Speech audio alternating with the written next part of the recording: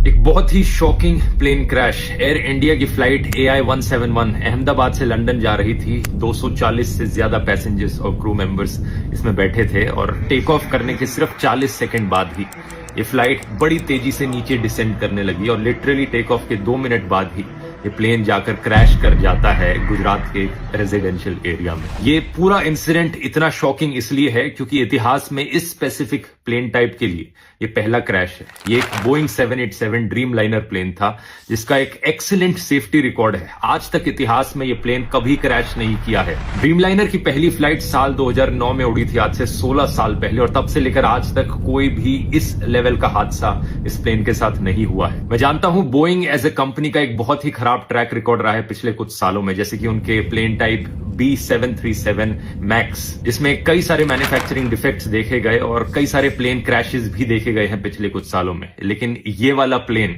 वो नहीं था। इस प्लेन का स्पेसिफिक कोड नंबर VTANB था, जिसे आप इंटरनेट पर जाकर सर्च करोगे तो सारा डेटा मिल जाएगा। ये 11 साल पुराना प्लेन था, कोई ज्यादा पुराना प्लेन नहीं था। ड्रीम लाइनर्स का लाइफ स्पैन 20 से 30 साल तक का होता है। जो पायलट इस प्लेन को उड़ा रहे थे, कैप्टन सुमित सबरवाल, उनका खुद का भी 8200 फ्लाइट आवर्स का फ्लाइट एक्सपीरियंस था, जो कि बहुत अच्छा होता है। तो पायलट भी इनएक्सपीरियंस नहीं थे। अगला सवाल आपके दिमाग में आएगा कि क्या वेदर खराब था? ऐसा भी नहीं था। 1:30 बजे दोपहर के ये क्रैश हुआ। वेदर कंडीशंस अगर देखी जाए तो लगभग 40 डिग्री सेल्सियस के आसपास का तापमान था। कोई ज्यादा तेज हवाएं नहीं चल रही थी। विजिबिलिटी जो थी बहुत ही अच्छी थी, 6 किलोमीटर से ज्यादा की विजिबिलिटी। तो ऐसे में सवाल उठता है कि यहां प्रॉब्लम कहां पर हुई। इसका असली जवाब हमें जल्द ही पता लगेगा। अभी प्लेन के ब्लैक बॉक्स से इंफॉर्मेशन को रिट्रीव किया जा रहा है, लेकिन मोस्ट लाइकली ये पूरा हादसा एक बहुत ही भयंकर टेक्निकल फेलियर का लग रहा है। क्या यहां पर कोई इंजन फेलियर हुआ है मेंटेनेंस फेलियर की वजह से? इसका असली जवाब तो हमें तभी पता लगेगा जब ब्लैक बॉक्स को रिट्रीव करके